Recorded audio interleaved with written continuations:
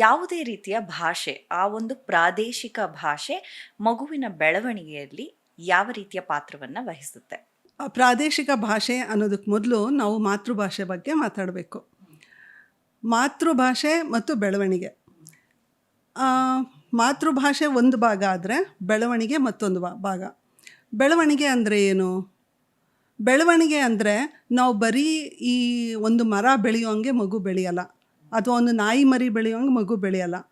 ನಾವು ಕನ್ನಡದಲ್ಲಿ ಗಿಡ ಬೆಳೀತಿದೆ ಅಂತೀವಿ, ಗಿಡನ ಬೆಳವಣಿಗೆ ಹೊಂದುತ್ತಾ ಇದೆ ಅಂತ ಹೇಳಲ್ಲ ಅಲ್ವಾ?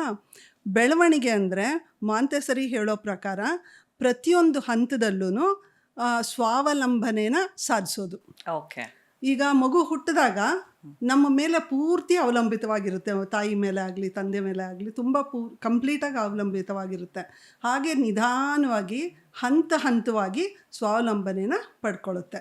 ಭಾಷೆ ಬಗ್ಗೆ ಕೂಡ ಮಗು ಸ್ವಾವಲಂಬಿಯಾಗಿ ಆಗಬೇಕು. ಅಂದರೆ ಮಗುವಿಗೆ ಭಾಷೆ ಮೊದಲು ಪ್ರಾರಂಭ ಆಗೋದು ಬೇರೆಯವ್ರನ್ನ ನೋಡಿ, ಅವ್ರ ಬಾಯಿನ ನೋಡಿ, ಬಾಯಿ ಅಲುಗಾಡೋ ರೀತಿನ ನೋಡಿ, ಆಮೇಲೆ ಬಾಯಿ ಅಂಗಗಳು ಯಾವ ರೀತಿ ಶಬ್ದಗಳು ಹೊರಗಡೆ ಬರುತ್ತೆ ಅನ್ನೋದನ್ನು ಬರೀ ನೋಡಿ ಕಲಿಯುತ್ತೆ ಮಗು. ಅಂದರೆ ಇದು ನಾವು ಕಲಿಯುತ್ತೆ ಅಂತ ಹೇಳೋಕ್ಕಾಗಲ್ಲ. ಏನಕ್ಕೆ ಅಂದರೆ ಯಾರೂ ಮಗುವಿಗೆ ಕೂತ್ಕೊಂಡು ಹೀಗೆ ಮಾಡಬೇಕು, ಶೂ ಹೀಗೆ ಉಚ್ಚಾರ ಮಾಡಬೇಕು, ಶೂ ಹೀಗೆ ಉಚ್ಚಾರ ಮಾಡಬೇಕು ಅಂತ ಹೇಳಲ್ಲ. ಆದರೆ ಮಗುಗೆ ಆ ಸಮಯದಲ್ಲಿ ಎಂತಹ ಪವರ್ಸ್ ಇರುತ್ತೆ ಅಂದರೆ ಆ ಮಗು ಆ ಜಾಗದಲ್ಲಿ, ಆ ಪರಿಸರದಲ್ಲಿ ಇರೋ ಮಾತ್ರದಿಂದ ಎಲ್ಲ ಅಬ್ಸರ್ವ್ ಮಾಡ್ಕೊಳ್ಳುತ್ತೆ, ಅಂದರೆ ಹೀರ್ಕೊಂಡ್ಬಿಡುತ್ತೆ.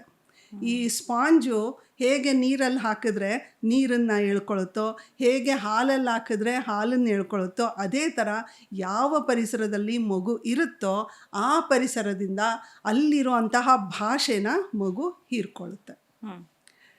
ಆಗ ಹೀರ್ಕೊಂಡ್ಮೇಲೆ ಅಲ್ಲಿವರೆಗೂ ಭಾಷೆ ಬರೋವರೆಗೂ ಮಗು ಬೇರೆಯವ್ರ ಮೇಲೆ ಅವಲಂಬಿತವಾಗಿರಬೇಕು. ಅದಕ್ಕೇನು ಬೇಕು ಅಂತ ಹೇಳೋದಕ್ಕೆ ಅದಕ್ಕೆ ಆಗಲ್ಲ.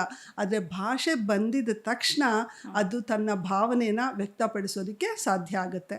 ಈ ರೀತಿ ಮಗು ಸ್ವಾವಲಂಬನೆ ಆಗೋದಕ್ಕೆ ಭಾಷೆ ಒಂದು ವಿಧಾನ.